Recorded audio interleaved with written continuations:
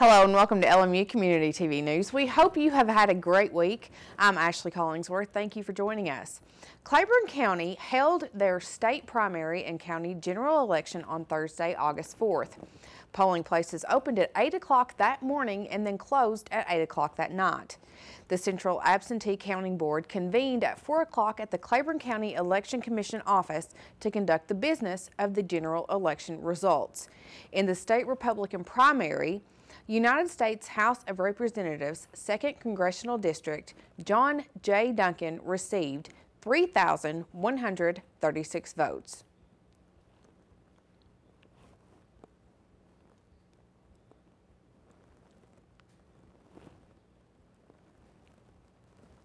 Tennessee Senate 8th Senatorial District for Republican, Frank Nicely received 2,802 votes.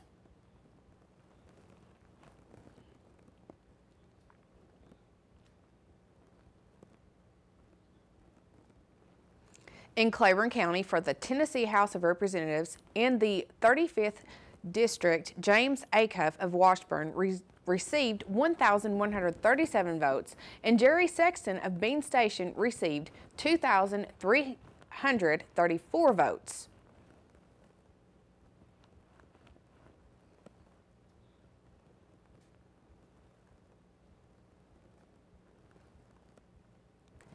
In the United States House of Representatives for the 2nd Congressional District, Stuart Starr received 484 votes in Claiborne County.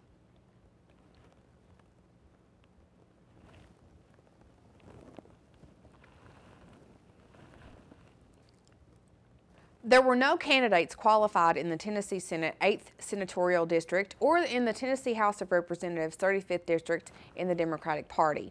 Now, unofficial results in Claiborne County for Assessor of Property, Judy Mundy Myers of Speedwell received 2,951 votes, while Shane Breeding of Tazewell received 3,167 votes.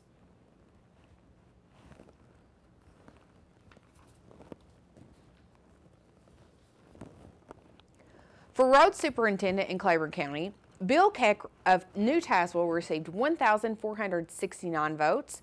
Ronnie Pittman of Speedwell received 2,570 votes. Dane Poor of Tazewell received 1,524 votes. And Mike Sharp of New Tazewell received 682 votes.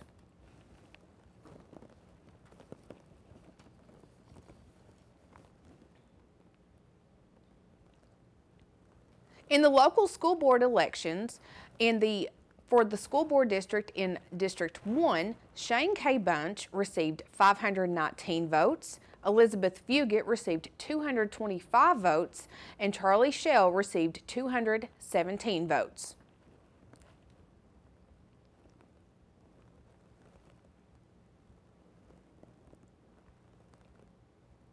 For School Board District 4, Justin M. Cosby received 680 votes, and Brian M. Pendleton received 536 votes.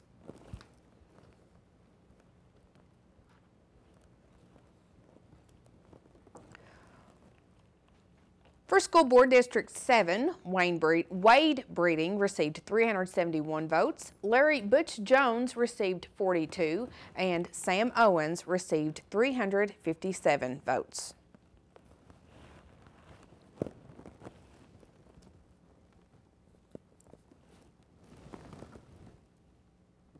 For the jail referendum, yes votes got 1,013 votes, and the no vote won with 4,848 votes.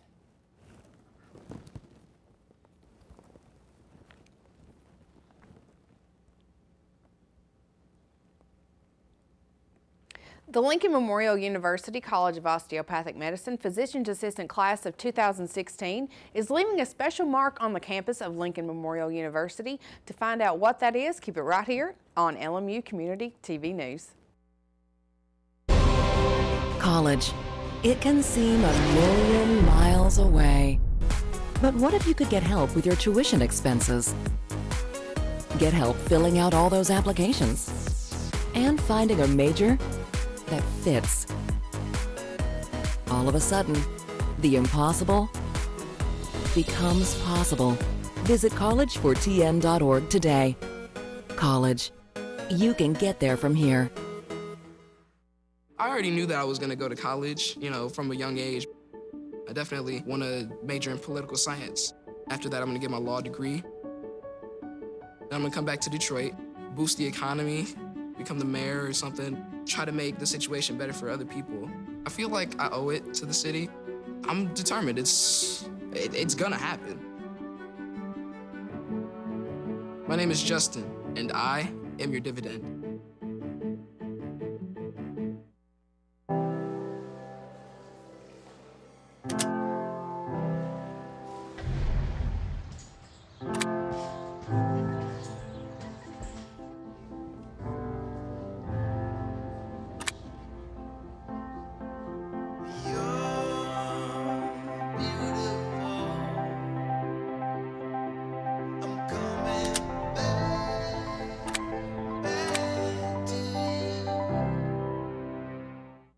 Adopted Bento in 2010 from a shelter. As it turns out, we have very similar personalities. And this cat makes me make art because he's always motivating me to take pictures of him, to draw pictures of him. He just is motivating artistically. It's just that simple. Well, he's my best friend, but a lot of people know him as Keyboard Cat.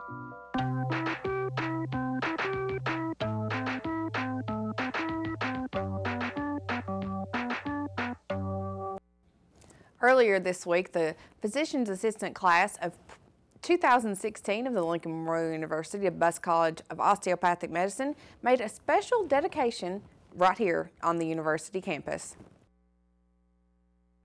For the PA class of 2016, and as the Green Chair, I was in charge of recycling and encouraging our students and the students of DCOM and MANS to recycle. And I wanted to find a way to leave a lasting impact on the school, the campus, the community. So I had extra recycle bins brought in to go into our auditorium, so recycling could be easier and more convenient for our students. But also I wanted to think broadly and leave a more lasting impact on our campus. So I had the great idea to have a tree donated. And it's a pine tree, so I'm hoping that this will become the DCOM Christmas tree, where every Christmas time, current and future DCOM students and PA students can come and decorate the tree for everyone to enjoy during the holiday season. And it can really become a new tradition for DCOM students. And I can't wait to come back in a year's time and see how much the tree has grown and see what further classes decide to do to help out our campus and help out our community as a whole. The class of 2016 will graduate Saturday, August 6th in the Tex Turner Arena. Now we are going to turn to a segment that is brought to you by the LMU College of Veterinary Medicine right here on the campus of Lincoln Memorial University. Well, in the summer, we are most concerned about heat injuries in particularly our dogs, but in all animals. It can actually feel fairly cool sometimes outside, but a combination of heat and humidity can lead to heat injuries in our animals sometimes before we even know it. We were talking about that they like to be with us and be out with us in the summertime activities that we do, and they can get overheated because they just don't recognize, they don't slow down like they should. And it can be, for example, as cool as 75 or 78 degrees, and inside of a car go up to 95 to 100 degrees within a matter of literally minutes. And so people often don't realize how quickly that occurs, and how quickly they can have heat injury. And the worst heat injury is heat stroke, where they actually can die from that. And we do see a number of deaths every year from heat injury and heat stroke in dogs, particularly when they're trapped in cars or cats or any animal. Just as you would not leave your child in the car, you should absolutely not leave your animal in the car for any period of time. It is simply not safe for any period of time. So one of the things that's very important to help protect them is to provide plenty of water and shade, especially if they're in the yard or out out with you, and that can be as simple as a tarp or just anything that's spread, of course a tree. It's important to realize that little dog houses don't provide adequate shade because they won't get in them when it's so hot. It's very hot inside of those, and you might think that they'll use those, but they won't. So they need, again, something like a tarp or a sheet spread out, just something they can get under and rest, and so good rest periods, and it's important if you take your dog out that they do have plenty of water. You can add a little bit of ice to that if you want, but they need to stay well hydrated and just make them relax and not do a whole lot. If you realize that your dog, so there are various stages that they go through when they become too hot, and so they start with panting. That's how dogs cool themselves, is by moving air with panting, and that works very well when it's dry heat outside, but in this high humidity that we have, they don't cool themselves off very well. And so as they pant, they can't evaporate, and they will get hot faster. So you'll see them panting, and then their tongue gets very wide, very long. They really start, dragging their tongue down. It gets kind of a dark pink. They act like they're really working to move air, and because they're panting very hard, and they're already in the early stages of heat injury. At that stage, that moves on even further to where they will actually collapse when their body temperature has gone up high enough that they can no longer cool themselves. So it's important to recognize those very early stages and either move them inside, ideally in the air conditioning, or move them in front of, say, a fan for air. If you believe that they are overheated, then putting a wet towel on top of them in moving air. Sometimes it's not the best idea if they have full heat injury or heat stroke, wetting them down and then putting them in air conditioning sometimes can actually make them cool off too much.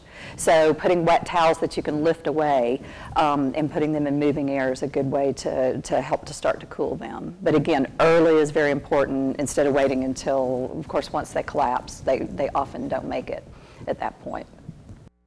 Be sure to stay tuned next week for another segment from the LMU College of Veterinary Medicine. Now, here from the DeBusk College of Osteopathic Medicine is Melissa Day with this week's health tip. Today we're going to talk about sun and heat safety. The biggest defense in any case is always going to be prevention. So we're going to talk about ways in order to do that. My biggest take-home messages for today are going to be hydration and sunscreen. So as you all know already, the sun's rays are harmful to our skin, creating damage. That can lead to sunburn, that can lead to skin cancer, and even premature aging. So it's good if you can wear sunscreen every time you go out in the sun of at least an SPF of 15 or higher. One that's broad spectrum, meaning that it can prevent against both the harmful rays of UVA and UVB. And then also taking other measures like, covering up, wearing a wide-brimmed hat, wearing sunglasses to create more shade around your body, staying in the shade more often if you can, wearing cool, light-colored clothing that's going to kind of wick away the moisture. And then try not to go outside in the times where the sun's most intense. So that's going to be between the hours of like 10 a.m. and 2 to 4 p.m. Okay, and then getting hydrated, making sure that you're staying hydrated. Don't hydrate yourself when you when you become thirsty. When you feel that feeling of thirst, you're already a couple liters low on fluids. So, and then, this time of year, people are not only getting more outside, but they're doing more activities outside. So anytime you increase your workload, you have to increase your fluid intake. So if you know that you're going to be out in the sun and the heat, doing activities throughout the day, you need to start that morning and making sure that you're hydrating before your activity, during your activity, and even afterwards. Making sure that you're avoiding beverages that are caffeinated. Caffeine tends to have a diuretic effect, so it causes our cells to lose the water.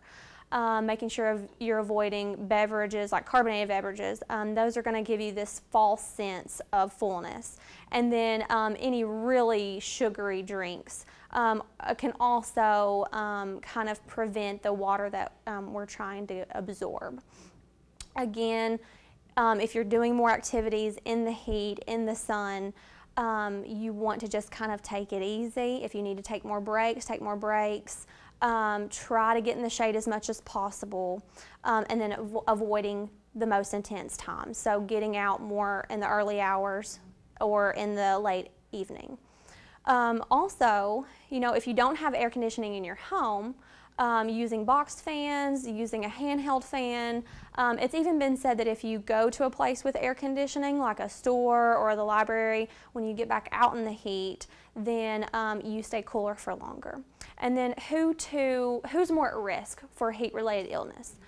Children, infants, those over 65, those with comorbid conditions like cancer, heart disease, hypertension even, those with mental illness. So you need to kind of be on guard for those types of people and be able to recognize the signs and symptoms in those people and even yourself. So if you see or if you yourself have nausea, dizziness, lightheadedness, confusion, weakness, those you need to get to a cooler place, start cooling off, to start cooling your body down to prevent the further heat exhaustion, dehydration, and potentially even heat stroke.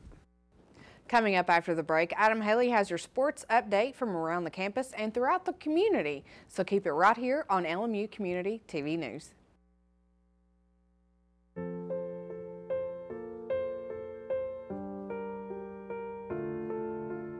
This is why you get by on 4 hours sleep.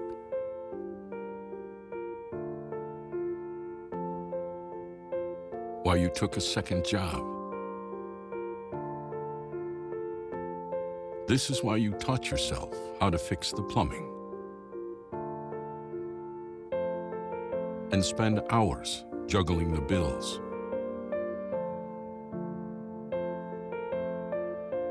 This is why you'll do whatever it takes to keep your home. And that is why we want to help. We are making home affordable, a free government resource that can make paying the mortgage easier. Now more options are available. Call 888-995-HOPE to talk one-on-one with a housing expert today.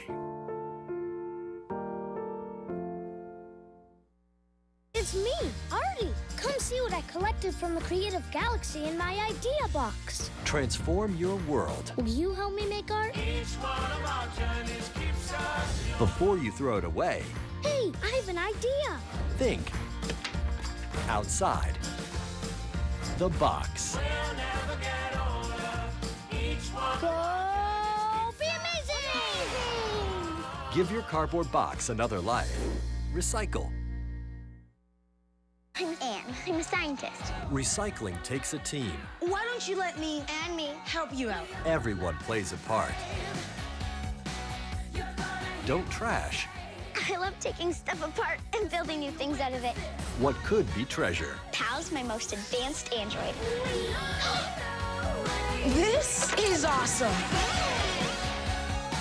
You haven't seen anything yet. Give your cardboard box another life. Recycle. Finally got to that special time that rolls around every 4 years. It's the Olympics, and they'll start Friday night with the opening ceremony at 7 p.m. in Rio. The opening day of games will include women's individual archery, women's team archery, men's rowing, shooting, men's water polo, and women's table tennis. We'll keep up with the medal count as the Olympics progress through the next 2 weeks. Also, the LMU soccer teams are in Rio watching the Olympic Games and scrimmaging some of the local teams. You can keep up with their travels on the LMU Athletic website, LMURailsplitters.com, as they'll be doing a daily blog about their adventures in Rio.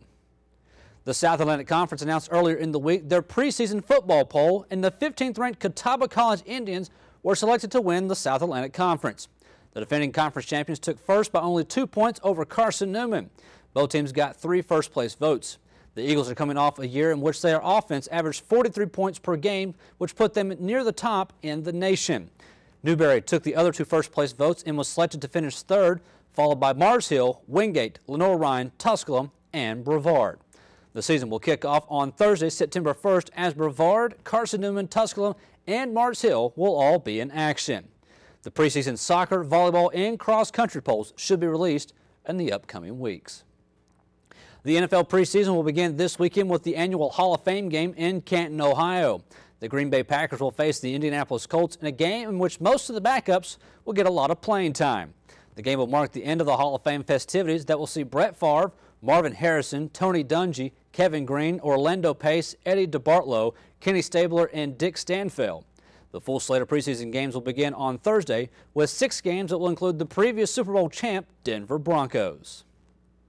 The Sprint Cup Series is in Watkins Glen, New York this week for the final road course of the season. Dale Earnhardt Jr. will once again be out this week due to concussion-like symptoms, and Jeff Gordon will fill in for the 3rd straight week.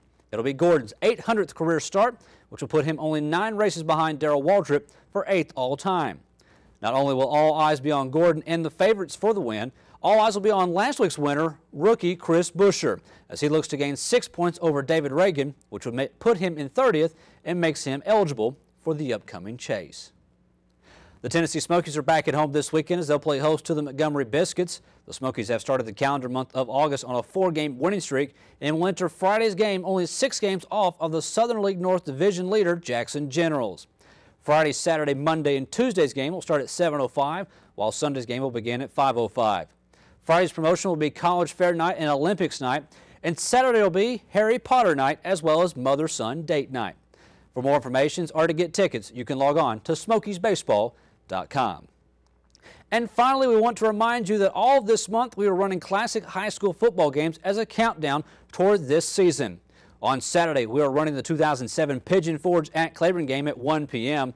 and the 2007 North Green at Cumberland Gap game at 6 p.m. Monday night, we are showing the 2008 Happy Valley at Cumberland Gap game. These games will be on LMU Community TV, and we'll announce more games to come next week. That's all for sports this weekend, but stay tuned. More LMU Community TV news is after this.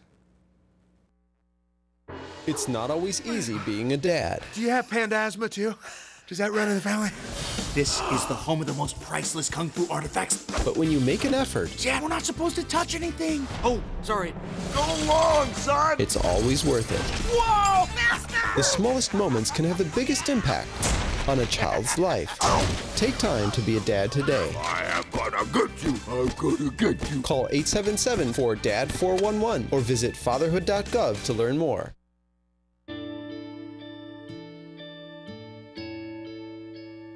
Calls me googly eyes.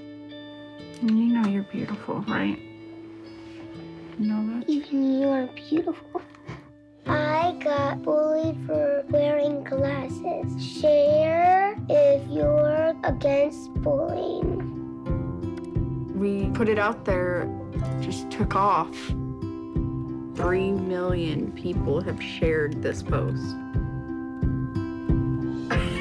Don't let bullies get you down. I stand with you. Our whole family's wearing glasses. I wear glasses and I'm proud. I even have the army on my team. All the kind comments brought my child joy. I don't feel thank you is enough. Thanks.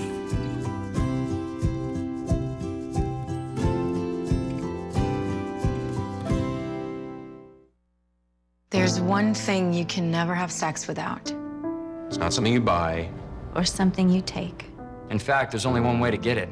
It has to be given to you, freely. It's consent. Because sex without it isn't sex. It's rape.